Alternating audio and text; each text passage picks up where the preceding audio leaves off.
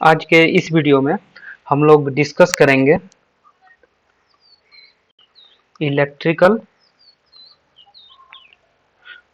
Motor and transformer के objective questions को, जिसका पेपर जो है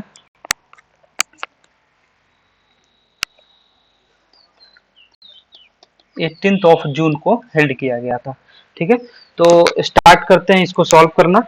और अगर आप लोगों को हमारा कंटेंट अच्छा लगे तो वीडियो को लाइक एंड शेयर करें और हमारे चैनल को सब्सक्राइब करें। ठीक है, तो स्टार्ट करते हैं सॉल्व करना।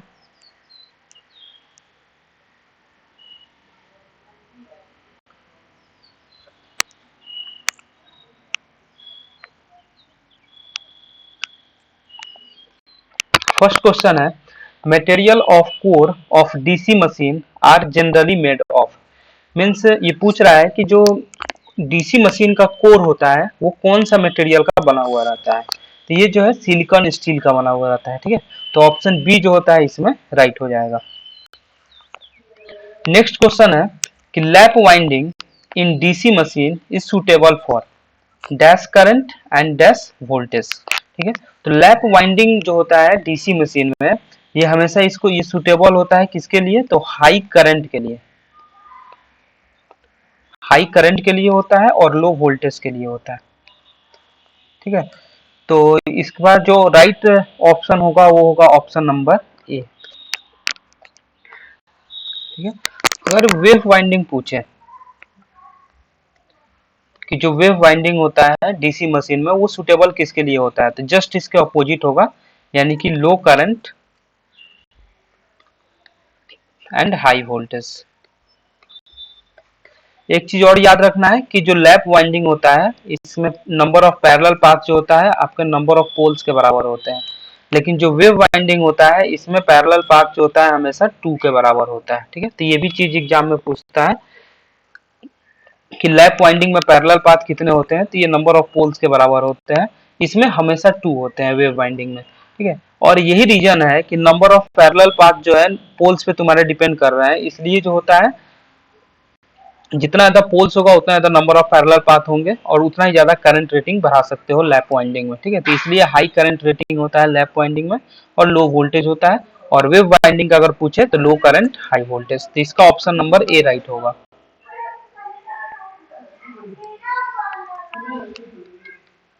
ठीक है, अब नेक्स्ट क्वेश्चन है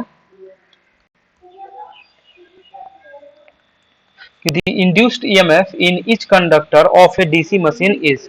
मींस जो इंड्यूस्ड ईएमएफ जो होता है प्रत्येक कंडक्टर में डीसी मशीन के, वो क्या होता है, तो ये हमेशा जो होता है अल्टरनेटिंग ईएमएफ होता है। ठीक है, ऑप्शन बी जो होता है इसमें राइट होगा।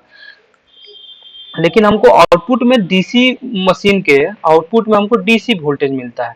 ठीक है, क्यों ऐसा होता है, क्योंकि इसमें एक कम्यूटेटर लगा हुआ रहता है। कम्यूटेटर को मैकेनिकल रेक्टिफायर भी बोला जाता है। ठीक है, मैकेनिकल रेक्टिफायर होता है। मैकेनिकल रेक्टिफायर इसलिए बोला जाता है कि कम्यूटेटर जो होता है ना, डीसी मोटर के केस का अगर बात करें तो ये क्या करता है कि जो हमारा ईएमएफ इंड्यूस्ड हुआ था एसी में उसको डीसी में कन्वर्ट कर देगा। मतलब कन्वर्सन इन द सेंस कि जो करंट बाई डायरेक्शनल होते हैं उनको यूनि डायरेक्शनल बना देता है ये लोड के क्रॉस में। तो इसलिए इसको एसी टू डीसी कन्वर्टर भी बोला जाता है या मैकेनिकल रेक्टिफायर भी कहा जाता है कम्यूटेटर को ही। ठीक है, तो इसमें ऑप्शन नंबर बी होगा, यानी कि जो ईएमएफ इंड्यूस्ड होगा वो एसी ही होगा, अल्टरनेटिंग ईएमएफ होगा। लेकिन जो हमारा लोड के क्रॉस जो होता है या टर्मिनल के क्रॉस जो हमारा डीसी मशीन के, हमको जो है मिलेगा कौन सा, तो डीसी। तो अगर जनरेटर होगा तो आउटपुट में डीसी मिलेगा, और अगर मोटर होगा तो आउटपुट में, जिससे मैंने ये कम्यूटेटर का यूज बताया, तो मैकेनिकल रेक्टिफायर। ये कम्यूटेटर जो होता है ना ये डीसी मोटर के केस में ऐसा काम करता है, डीसी जनरेटर के। अगर डीसी मोटर का पूछे कम्यूटेटर तो जस्ट इसका अपोजिट। डीसी मोटर में कम्यूटेटर का काम क्या होता है, ये डीसी को एसी में कन्वर्ट करता है, और एसी में कन्वर्ट करके यूनि डायरेक्शनल टॉर्क हमको यहाँ से मिलता है, यूनि डायरेक्शनल टॉर्क मिलता है। तो इसमें राइट आंसर क्या होगा, अल्टरनेटिंग ईएमएफ।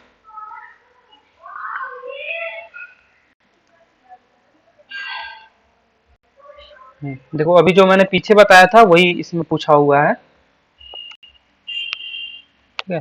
देखो मोटर के केस में मैंने बताया था ना कि डीसी टू एसी कन्वर्ट करता है, और अगर जनरेटर के केस में पूछे तो एसी टू डीसी। तो नेक्स्ट क्वेश्चन अभी देखेंगे, पहले इसको बना लेते हैं 4th नंबर। तो देखो, the narrow poles placed in between the main poles of a DC machine are called. ठीक है, तो इसको बोला जाता है इंटरपोल। ऑप्शन नंबर डी जो होता है इसमें राइट हो जाएगा। अब देखो इसमें पूछा हुआ है कि कम्यूटेटर जो होता है डीसी मोटर में यूज किया जाता है, क्या कन्वर्ट करता है ये, तो मैंने मोटर में यहाँ पे बता दिया है पहले ही। इसमें मोटर के केस में बताया था डीसी टू एसी। देखो डीसी टू एसी कौन सा ऑप्शन है, ऑप्शन नंबर ए है, तो ये तुम्हारा राइट हो जाएगा। अगर वही डीसी जनरेटर पूछता ना, जनरेटर अगर पूछा तो याद रखना जस्ट इसका अपोजिट, ये एसी टू डीसी कर देना। मोटर पूछा DC to AC. Next question है कि the commercial efficiency of a shunt generator is maximum when its variable loss is equal to dash loss. तो इसका इफिशियंसी जो होता है मैक्सिमम होता है जब इसका वेरिएबल लॉस जो है ना बराबर हो जाता है किसके, कांस्टेंट लॉस के। देखो इसमें कांस्टेंट दिया हुआ है ऑप्शन नंबर ए में, तो ऑप्शन नंबर ए जो होता है ये राइट हो जाएगा।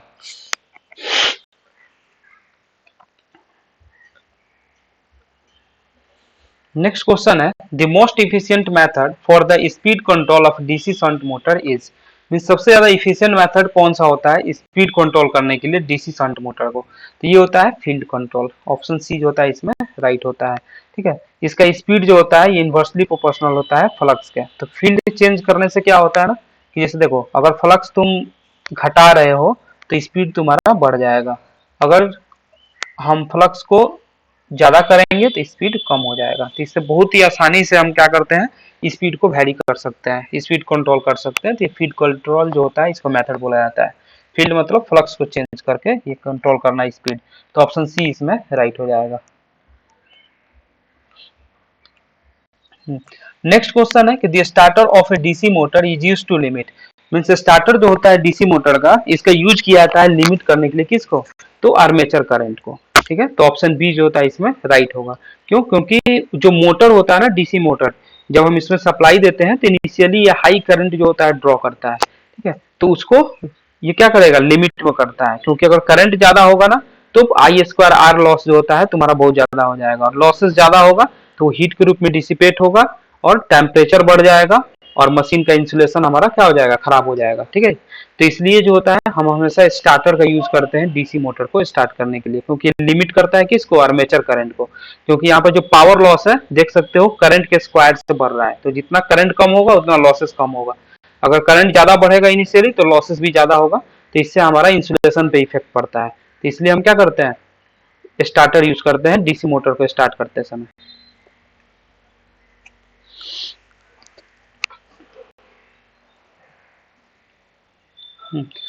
नेक्स्ट क्वेश्चन है कि the starting torque of a DC series motor is. Means starting torque जो है डीसी सीरीज मोटर का कितना होता है, तो ये हाई होता है, ऑप्शन नंबर ए। अगर डीसी मोटर का बात किया जाए ना, जैसे कि हमारा हो गया शंट मोटर, डीसी मोटर में shunt motor, series motor, compound motor, तो ये सब में अगर पूछेगा ना कि मैक्सिमम स्टार्टिंग टॉर्क किसके पास होता है, तो ये डीसी सीरीज मोटर के पास ही होता है। ठीक है, इसलिए इसको यूज जो होता है देखना ट्रैक्शन में भी किया जाता है, यानी कि जो ट्रेन वगैरह होता है उसमें भी यूज करते हैं इस मोटर का, क्योंकि इसके पास स्टार्टिंग टॉर्क ज्यादा होता है। अब नेक्स्ट क्वेश्चन है कि ये transformer does not transform. Means जो ट्रांसफॉर्मर जो होता है ट्रांसफॉर्म नहीं कर सकता है क्या चीज को, तो देखो करंट को कर सकता है, वोल्टेज को भी कर सकता है, पावर को नहीं कर सकता है। ठीक है, तो ऑप्शन सी जो होता है इसमें राइट हो जाएगा। और एक चीज और है जिसको ये ट्रांसफॉर्म नहीं करता है, वो होता है फ्रीक्वेंसी। फ्रीक्वेंसी को और पावर को दोनों को ये ट्रांसफॉर्म नहीं कर सकता है, तो इसमें फ्रीक्वेंसी तो दिया नहीं है, तो इसको याद रखना, नेक्स्ट एग्जाम में हो सकता है कि पूछे इसको। तो ये पावर नहीं ट्रांसफॉर्म करता है, करंट और वोल्टेज करता है ये। इसमें ऑप्शन नंबर सी राइट हो जाएगा।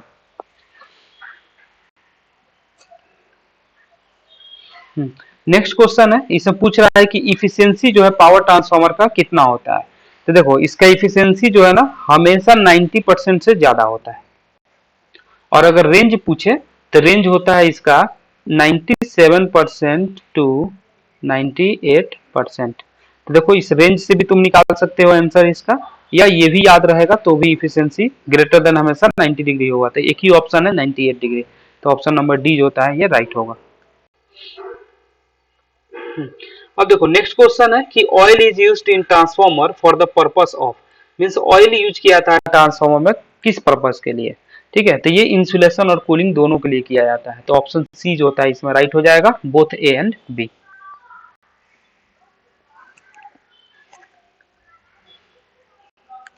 In a step of transformer, the thickness of wire of secondary winding is dash primary winding, कि स्टेप ऑफ ट्रांसफॉर्मर में थिकनेस जो होता है वायर का सेकेंडरी वाइंडिंग में कितना होता है अगर कंपेयर करें उसको प्राइमरी वाइंडिंग से, तो देखो अगर स्टेप ऑफ ट्रांसफॉर्मर है ना, इसका मतलब वोल्टेज ज्यादा होगा, वोल्टेज ज्यादा होगा तो करंट हमारा कम होगा, तो जब करंट कम होगा, ये सेकेंडरी वाइंडिंग का हम बात कर रहे हैं, सेकेंडरी साइड का या सेकेंडरी वाइंडिंग का, तो स्टेप ऑफ है तो हमको पता है कि प्राइमरी से सेकेंडरी में वोल्टेज ज्यादा होगा, वोल्टेज ज्यादा होगा तो करंट कम होगा, जब करंट कम होगा तो थिकनेस अगर लो लो थिक अगर वायर भी हम यूज करेंगे, सॉरी थिन वायर भी अगर यूज करेंगे तो इससे हमारा काम चल जाएगा क्योंकि लो करंट हमको कैरी करना है, ठीक है, तो थिकनेस जो होता है वायर का सेकेंडरी वाइंडिंग का वो लेस होगा हमेशा, किसके कंपेयर में, प्राइमरी वाइंडिंग के, तो less than that of primary winding, तो ऑप्शन नंबर बी जो होता है ये राइट होगा। क्यों लेस होगा, क्योंकि यहाँ पे हम देख सकते हैं कि अगर स्टेप ऑफ है तो सेकेंडरी साइड में वोल्टेज ज्यादा होगा, वोल्टेज ज्यादा होगा तो करंट कम हो जाएगा, करंट कम होगा तो लेस जो होता है हमारा थिकनेस का भी हम वायर यूज कर सकते हैं, तो इसमें ऑप्शन नंबर बी राइट होगा। नेक्स्ट क्वेश्चन है कि the three phase transformer which is more feasible to use in the distribution and should be, ठीक है, तो जो थ्री फेज ट्रांसफॉर्मर जो होता है जो कि बहुत ज्यादा फिजिबल है यूज करना डिस्ट्रीब्यूशन में, फिजिबल है, तो इसके पास कौन सा कनेक्शन होना चाहिए, मतलब प्राइमरी और सेकेंडरी ये पूछ रहा है कि स्टार डेल्टा होना चाहिए, डेल्टा स्टार, डेल्टा डेल्टा या स्कॉट कनेक्शन, ठीक है, तो इसका जो राइट आंसर होगा वो होगा आपका delta star, option number B जो होता है इसमें राइट हो जाएगा, क्योंकि स्टार होने के कारण ना सेकेंडरी साइड स्टार होने का बेनिफिट ये होता है कि यहाँ पे आपको एक न्यूट्रल पॉइंट अवेलेबल रहता है, तो कहीं पे अगर मुझे सिंगल फेज भी सप्लाई देना है ना, तो ये मान के चलो इसको ब्लैक वाला न्यूट्रल ले लो, तो यहाँ से तुम आसानी से एक न्यूट्रल ये दे सकते हो लोड, यानी कि सिंगल फेज भी सप्लाई दे सकते हो, यहाँ पर न्यूट्रल अवेलेबल रहता है हमारा जो स्टार कनेक्शन होता है, ठीक है, तो इसलिए यूज किया जाता है इसको, तो डेल्टा स्टार जो होता है यूज किया जाता है, ऑप्शन नंबर डी जो होता है इसमें राइट हो जाएगा।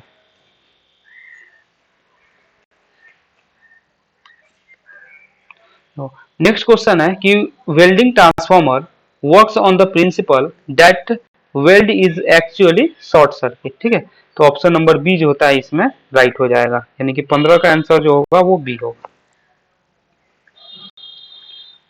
नेक्स्ट क्वेश्चन है Scott connection are use to convert, means जो स्कॉट कनेक्शन जो होता है जो है इसका यूज किया जाता है क्या चीज जो होता है कन्वर्ट करने के लिए, ठीक है, तो स्कॉट कनेक्शन का यूज करते हैं हम थ्री फेज सप्लाई को टू फेज सप्लाई में कन्वर्ट करने के लिए, तो ऑप्शन नंबर सी जो होता है इसमें राइट हो जाएगा।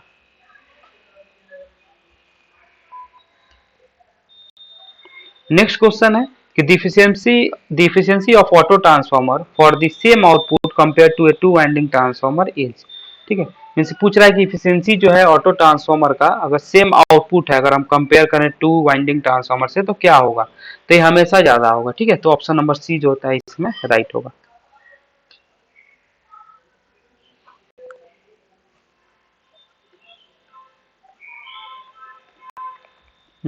नेक्स्ट क्वेश्चन है कि the secondary winding of which of the following transformer is always kept close, ठीक है, मतलब सेकेंडरी वाइंडिंग जो है कौन सा ट्रांसफार्मर का हम हमेशा क्लोज रखते हैं, तो ये रखते हैं करंट ट्रांसफार्मर का, तो ऑप्शन नंबर बी जो होता है ये राइट होगा।